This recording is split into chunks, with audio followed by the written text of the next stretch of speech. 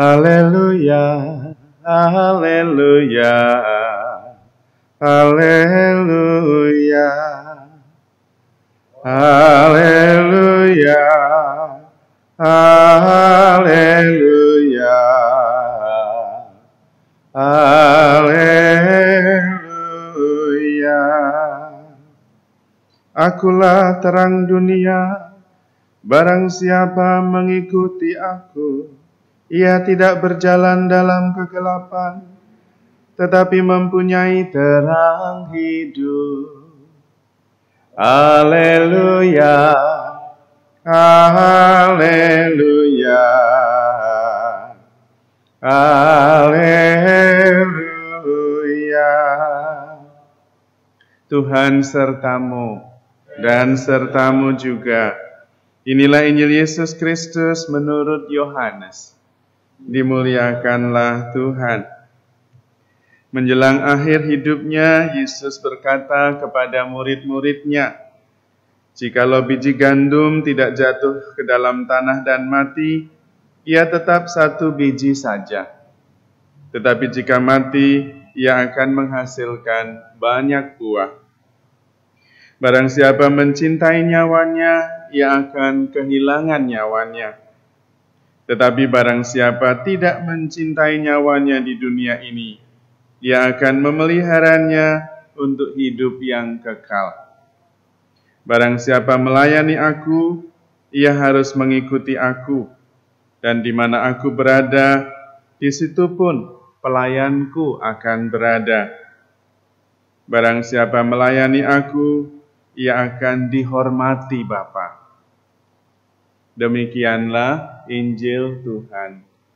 Terpujilah Kristus. Saudara-saudari terkasih, perbuatan baik sekecil apapun itu menguntungkan yang berbuat baik itu sendiri pertama-tama. Jadi kita kalau mau beruntung, mau bahagia, harus berbuat baik. Karena berbuat baik pertama-tama mendatangkan kebaikan bagi kita sendiri yang melakukannya. Kalau kita mengasihi, kita yang bahagia. Karena memang hati kita diciptakan untuk mengasihi. Dan kalau kita mengasihi, kita menggunakan hati kita sebagaimana dimaksudkan Tuhan ketika menciptakan, maka kita bahagia. Bisa enggak hati kita untuk membenci? Bisa, tapi rusak. Karena memang bukan untuk itu, kita tidak bahagia. Demikian juga dengan berbuat baik. Kita itu diciptakan secitra, segambar dengan Allah yang adalah kasih, yang adalah kebaikan. Bisa enggak kita berbuat dosa, berbuat jahat? Bisa, tapi rusak. Tidak bahagia. Karena tidak untuk itu kita diciptakan. Maka ketika kita berbuat baik, pertama-tama kita yang diuntungkan. Karena itu seringkali kita mendengar, kenapa sih mau berbuat baik untuk dia? Dia kan begini begitu. Berbuat baik bukan untuk orang lain pertama-tama.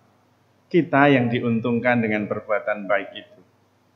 Karena itu kita mesti berusaha dimanapun juga melakukan perbuatan-perbuatan baik. Karena selain itu juga Tuhan bisa melipat gandakan perbuatan baik itu.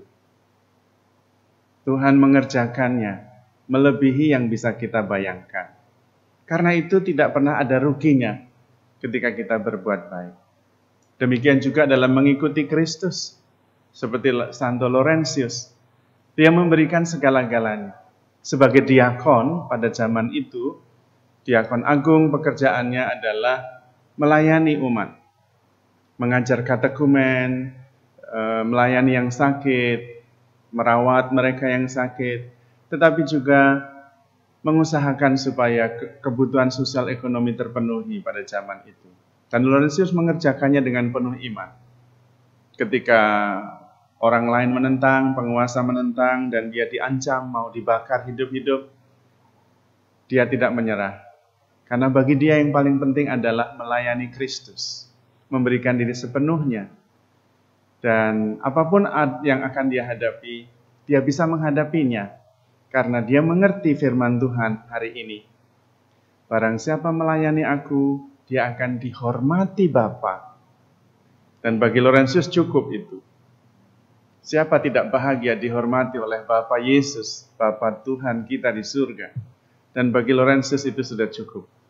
Dia bisa melakukan apa saja demi melayani Yesus. Karena dengan melayani Yesus, Bapanya akan menghormati dia. Dan betapa bahagianya sang hamba sederhana Santo Laurentius itu bisa melayani Kristus dengan sepenuh jiwa raganya. Mari kita mohon rahmat Tuhan, mohon rahmat iman dan cinta kepada Tuhan Yesus, agar kita bisa melayani Dia, memberikan diri sepenuhnya baginya, sehingga dimanapun Kristus ada, kita pelayannya juga ada. Dan meskipun hanya pelayan, tapi kalau bersama Kristus, itulah keselamatan kita. Karena Kristus akan berada bersama Bapa di surga, dan kita akan bersama Dia selamanya. Amin.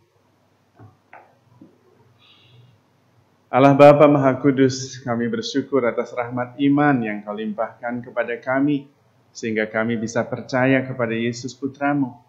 Anugerahkanlah rahmat iman, cinta dalam hati kami, sehingga kami dengan penuh sukacita memberi diri, melayani Kristus, agar kami juga diperkenankan selalu bersatu dengan Dia. Dimanapun Kristus ada, kami boleh berada pula, sebab Dialah Tuhan dan pengantara kami, yang hidup dan berkuasa kini dan sepanjang segala masa. Amin.